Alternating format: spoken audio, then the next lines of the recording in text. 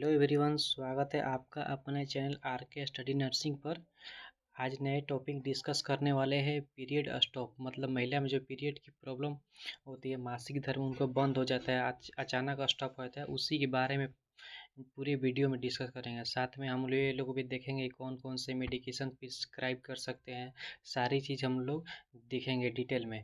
तो ठीक है, देखिएगा। इम्पोर्टेंट वर्ड है जो आपको समझना बहुत ज़्यादा ज़रूरी हो जाता है। कुछ इम्पोर्टेंट वर्ड है, जैसे सबसे पहला वर्ड है कौन सा, तो यहाँ पे हम देखेंगे। सबसे पहला वर्ड हम लोग कौन सा है, तो मीनार्च है। कौन सा भैया? सबसे पहला वर्ड है यहाँ पर मीनार्च। ठीक, अगर गाइज आप यह समझ गए ना, तो ये जो इम्पोर्टेंट वर्ड समझ गए तो पूरा टॉपिक इजीली समझ में आ जाएगा। देखिएगा मीनार्च क्या होता है। इन बोल रहा है कि इन फीमेल। अब मीनार्च क्या होता है, तो बोल रहा है कि वेन फीमेल, यहाँ पे बोल रहा है when female start bleeding 11 to as it is known as menarche. बोल रहे कि जब महिला के अंदर सर्वप्रथम रक्त स्राव 11 से उम्र में चालू होता है तो उसे मीनार्च कहते हैं। यानी बोल रहे कि जब महिला के अंदर 11 वर्ष से उम्र में चालू होता है पीरियड स्टॉप यानी मेंस्ट्रुएशन, तो उससे क्या बोलते हैं, मीनार्च। यानी उस अवस्था को हम मीनार्च बोलते हैं। ठीक, इसमें बोल रहा है कि यहाँ पे बोल रहा है कि जब जो सर्वप्रथम मासिक धर्म स्टार्ट होता है, मतलब उससे उसे मासिक धर्म मेंस्ट्रुएशन नहीं कहते। या सबसे पहले फर्स्ट में महिलाओं के में फीमेल में सबसे फर्स्ट में स्टार्ट होता है ब्लीडिंग, तो उस अवस्था 11 से 12 साल की उम्र में चालू हो जाती है। ठीक, उस स्टेज को हम लोग को क्या बोलते हैं, तो उस स्टेज को हम लोग मीनार्च बोलते हैं। कौन सा या क्या बोलते हैं, मीनार्च बोलते हैं। ठीक, यहाँ पे अब दूसरा वर्ड है। अब दूसरा वर्ड आगे देखते हैं। ठीक, आगे बढ़ते हैं। आगे बढ़ते हैं तो देखते हैं दूसरा वर्ड है कौन सा। दूसरा वर्ड है मेंस्ट्रुएशन। कौन सा? मेंस्ट्रुएशन। मेंस्ट्रुएशन मतलब मासिक धर्म। अब इसमें दूसरा वर्ड है, बोला कि मासिक धर्म कब बोलेंगे, परिपक्व जब महिला होती है वो रिप्रोडक्शन के लिए तैयार होती है, तो यानी वेन फीमेल स्टार्ट ब्लीडिंग। बोले कि when female start bleeding 12 to 50 age, यानी 12 to 50 age no age menstruation. इसमें बोल रहा है कि when female start bleeding 12 to 15, यानी बोल रहा है कि जब महिला रिप्रोडक्शन के लिए तैयार होती है, तो जब महिला के अंदर रक्त स्राव 12 से 15 साल की उम्र में होता है तो उससे क्या बोलते हैं, मेंस्ट्रुएशन। क्या बोलते हैं भैया, तो उससे मेंस्ट्रुएशन बोलते हैं। मतलब कि इसमें आपको ये देखने को मिलेगा मेंस्ट्रुएशन और मासिक धर्म कब बोलेंगे, परिपक्व जब महिला जो भी रिप्रोडक्शन के लिए तैयार होती है, यानी कि वेन फीमेल स्टार्ट बोल रहा है 12 से 15 साल तक की, जो सबको पता है कि रिप्रोडक्टिव लाइफ क्या होता है, 12 से 50 साल। ठीक, 12 से 50 साल रिप्रोडक्टिव लाइफ होती है, तो 12 से लेकर 50 साल तक उसमें जो फीमेल किसी भी प्रकार के 35 में भी बंद। अब किसी फीमेल में देखेंगे तो 35 ईयर्स में बंद हो जाती है, किसी फीमेल में 50 ईयर्स में बंद हो जाती है, मतलब किसी को 55 ईयर्स में भी बंद हो जाती है मेंस्ट्रुएशन, यानी पीरियड स्टॉप 55 ईयर्स में बंद होता है। तो वहाँ पे एक इम्पोर्टेंट चीज़ ध्यान रखना है कि उस कंडीशन में नॉर्मल बंद होती है। किस कंडीशन में नॉर्मल बंद होती है? किस कंडीशन में? 35 में, 50 में, 55 में नॉर्मल बंद। किस कैसा बंद होता है भैया, तो नॉर्मल बोल रहे हैं कि उस कंडीशन में नॉर्मल बंद होती है। नॉर्मल मतलब कि नॉर्मल ब्लीडिंग स्टॉप हो गई है, मेंस्ट्रुएशन बंद हो गया है, तो महिलाओं की अचानक ब्लीडिंग होना बंद हो जाती है, यानी मेंस्ट्रुएशन होना बंद हो जाता है। कंडीशन अलग है जो आपको एक्सप्लेन करूँगा। अब आगे देखिए, आगे बोल रहे हैं कि एमिन्योर। अब ये कौन सा, अब आगे देखिए अगला वर्ड है कौन सा, तो मिनोप्स। कौन सा अगला वर्ड है भैया, तो मिनोप्स। यानी इम्पोर्टेंट वर्ड में सबसे पहले आप देखिए, अगर ये आपका इजीली समझ गए ना, तो सबसे आसान टॉपिक हो जाएगा इजीली ये। ठीक, तो सबसे पहले मिनोप्स। अब मिनोप्स में क्या बोल रहा है कि मिनोप्स में बोला है कि मिनोप्स का मतलब होता है when female stop bleeding normally after 40 से 50 ईयर इट इज कॉल्ड। बोल रहा है मिनोप्स। मिनोप्स में जब महिला में सामान्य रूप से रक्त स्राव 40 से 50 साल के बीच बंद हुए तो उसे मिनोप्स कहते हैं। अब ये एक स्टेज है, क्या बोल रहा है, स्टेज यानी 40 से 50 साल में, अगर 40 से 50 ईयर्स में अगर बंद हो गया मेंस्ट्रुएशन यानी स्टॉप हो गया, तो उसे क्या बोलते हैं, मीनोप्स। उस अवस्था को क्या बोलते हैं, मीनोप्स। बोल रहा है कि 40 से 50 साल की हो जाती है तो उसमें 40 से 50 साल की उम्र में उसे मेंस्ट्रुएशन एक नॉर्मल कंडीशन में ही बंद होता है, तो उसे मीनोप्स कहते हैं। ठीक है, तो यह तो समझ में आया कि आपको कब चालू होता है, कब स्टॉप होता है, कब किस अवस्था को किस चीज़ से को क्या बोला जाता है। अब पर यहाँ पर हम लोग डिस्कस करने वाले एमोर के बारे में। एमोर के बारे में, एमोर क्या होता है, अब देखिए, अब अगला देखेंगे एमनोरिया। ठीक, अब देखिए, अब इसमें हम लोग एमनोरिया, एमनोरिया क्या होता है भैया, तो एमनोरिया बोलेंगे this is a problem which is known as amenorrhoea. Amenorrhoea यह ऐसी समस्या जिसे एमनोरिया कहते हैं, एक ऐसी समस्या जिसे एमनोरिया कहते हैं। आप किसे कहते हैं भैया, तो amenorrhoea is a condition in which period stop suddenly. बोले कि एमनोरिया ऐसी अवस्था होती है जिसमें महिला का मासिक धर्म आना अचानक बंद हो जाता है। अगर अचानक मासिक धर्म आना पीरियड बंद हो गया तो उससे क्या बोलते हैं, एमनोरिया बोलते हैं। इस स्टेज को हम एमनोरिया बोले। एमनोर के बारे में बोल रहा है कि amenorrhoea this is condition, this is problem which is known as amenorrhoea.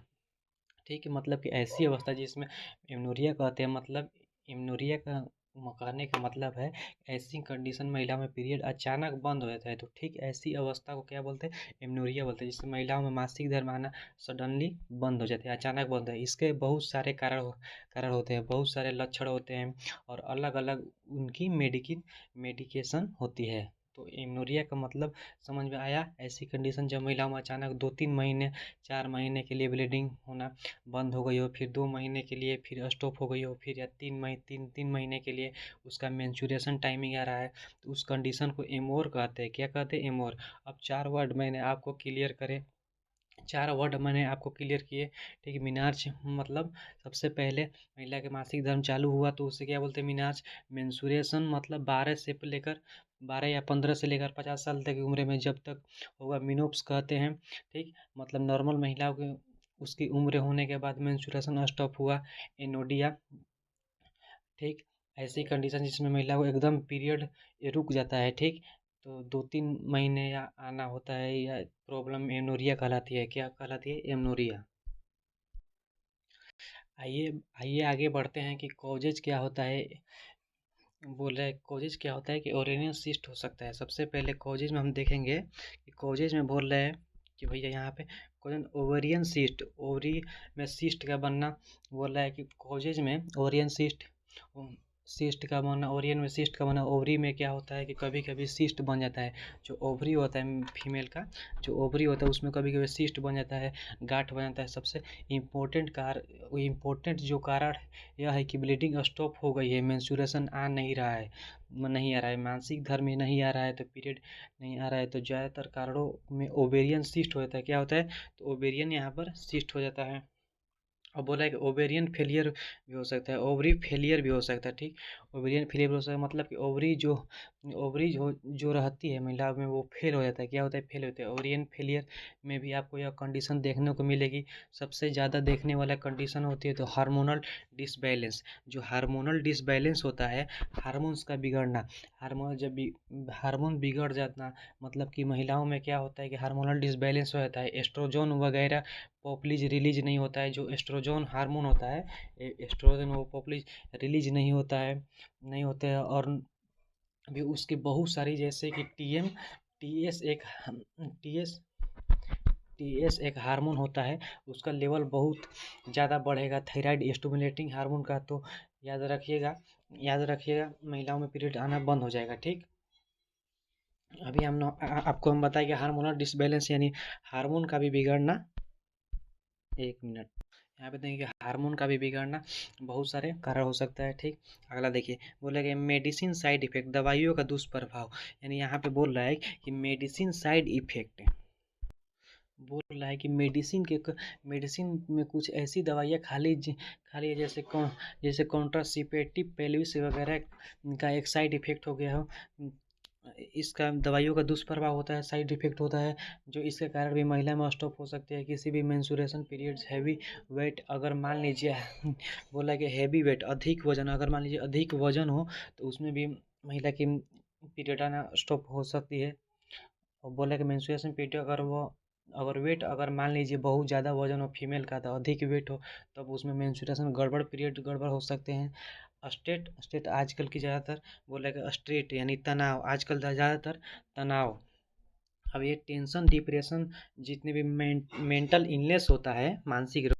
अब ये तनाव में क्या होता है, आजकल स्टेट यानी तनाव, आजकल की ज़्यादातर कंडीशन में स्टेट या तनाव भी देखा गया है। स्टेट तनाव ज़्यादातर महिला में अगर लेती हैं, अगर महिला ज़्यादातर तनाव या टेंशन लेती हैं, तो कोई तनाव में रहती है, तब भी उनका जो भी पीरियड डिस्टर्ब हो सकता है। उस कंडीशन में भी याद रखिएगा, ये कॉजेज इंपॉर्टेंट है। सिस्टम क्या हो सकते हैं, अब देखिए, अब देखो पीरियड स्टॉप हो गए, तो आपको क्या क्या आपको सिस्टम देखने के मिलेंगे। फीमेल में हेडेक, अब उसका सिम्टम देखिए। अब सिम्टम में बोल रहा है कि यहाँ पर आप देखें, हेडेक यानी सिर दर्द होना, यानी सर में दर्द होना, ठीक, सर दर्द होना, हेयर लॉस, बाल का झड़ना, हेयर लॉस यानी पर यहाँ पर बाल का झड़ना हो सकता है। यानी किसी भी महिला में 3 महीने में पीरियड नहीं आ रहा है, तो फिर चौथे महीने में आ गए, तो फिर 5 महीने में नहीं आए, तो उसे कंडीशन में बहुत प्रॉब्लम होते हैं। हेयर लॉस हो सकते हैं, यानी बालों का झड़ना।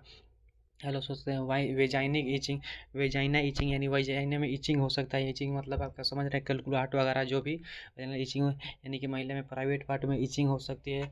पेल्विक पेन, पेल्विक में दर्द यानी पेल्विक पेन हो सकता है। एक एकने होना।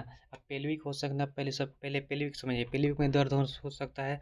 एकने ज़्यादातर समय एकने की देखी जाती है। मेंस्ट्रुएशन जब बिगड़ता है, तो मुहासा जो मुंह होता है, चेहरे पर दाने दाने निकल जाते हैं, उसे बोलते हैं एकने होना, यानी दाने दाने निकल जाते हैं। एकने फीमेल के हो जाते हैं, जो यह सिम्टम आपको बेसिकली फीमेल के अंदर देखने को मिलेंगे। ये जो सिम्टम होते हैं, लक्षण, अगर पीरियड स्टॉप के, तो ये सिम्टम आपको बेसिकली रूप से देखने को मिलेंगे।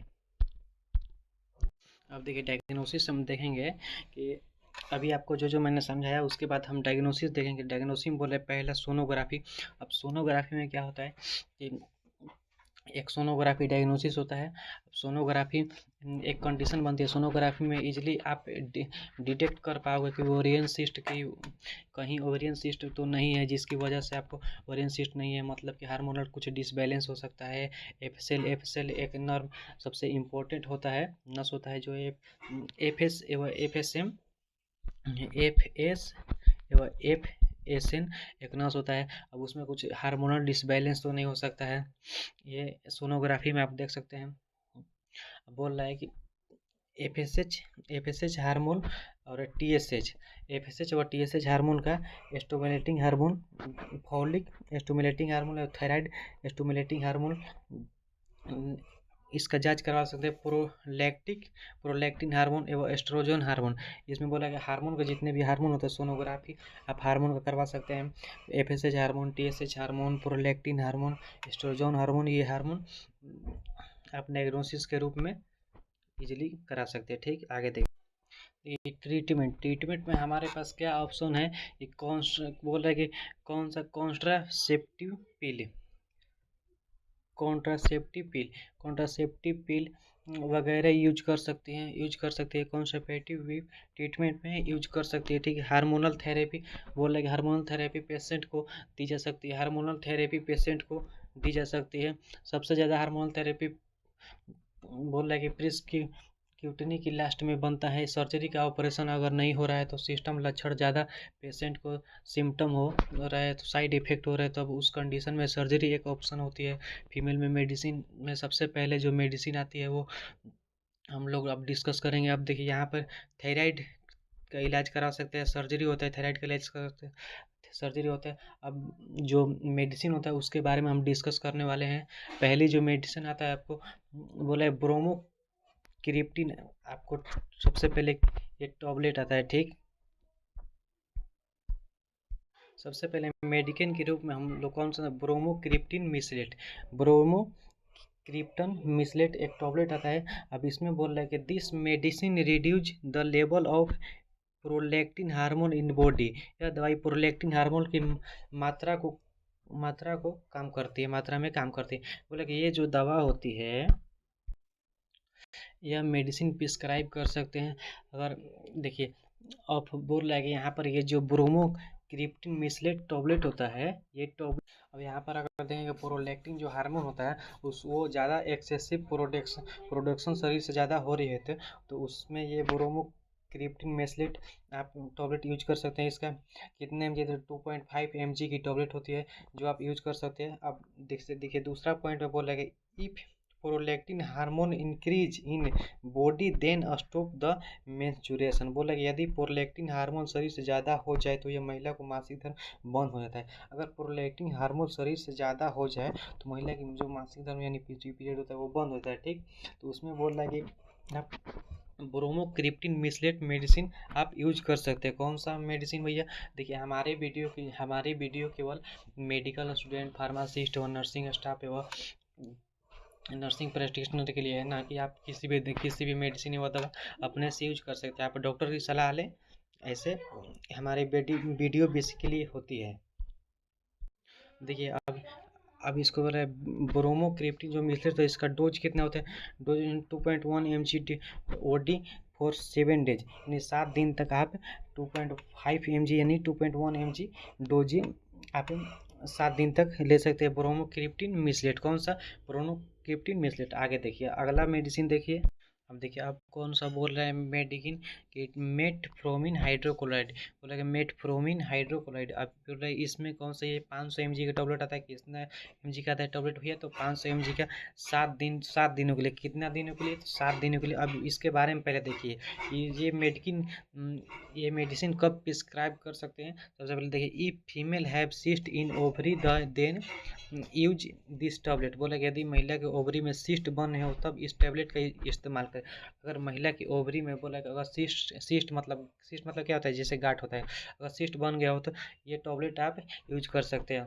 अब देखिए अब बोल रहा है कि if female having a cyst in the ovary is disbalance hormone. अगर हार्मोन का गड़बड़ हो रहा है तो फिर सिस्ट बन गया हो तो मेल को सिस्ट अगर बन गया हो तो फीमेल में यूसीजी करवाने के बाद जो यूसीजी करवाने के बाद डायग्नोसिस करवाने के बाद अगर आपको पता लग गया कि सिस्ट बन गया हो तो फीमेल के have cyst ovary then use this tablet. हम लोग मेटफॉर्मिन हाइड्रोक्लोराइड और सिस्ट रिलीज टैबलेट का इस्तेमाल कर सकते हैं। किसका? तो मेटफॉर्मिन हाइड्रोक्लोराइड टैबलेट का इस्तेमाल कर सकते हैं। इसका डोज होता है स्टेटेड डोज होता है 500 mg। 500 mg की टैबलेट टू टाइम्स यानी सुबह व शाम दो टाइम सुबह व शाम प्रिस्क्राइब की जाएगी फॉर द 7 डोज। कितने दिन के लिए भैया? तो फॉर द 7 डोज। कितने दिनों के लिए? तो फॉर द 7 डोज, 7 दिनों के लिए इसे आप यूज कर सकते हैं। चलिए वीडियो को यहीं पे समाप्त करते हैं। आशा है व उम्मीद है कि आपको अच्छी से समझ में आया होगा मेरी वीडियो। तो thank you for watching. Please पहले चैनल को सब्सक्राइब कीजिए और शेयर कीजिए। आप ही लोग को सपोर्ट से हम नए वीडियो लेकर आते हैं। ठीक, तो सब्सक्राइब कीजिए। Thank you for watching.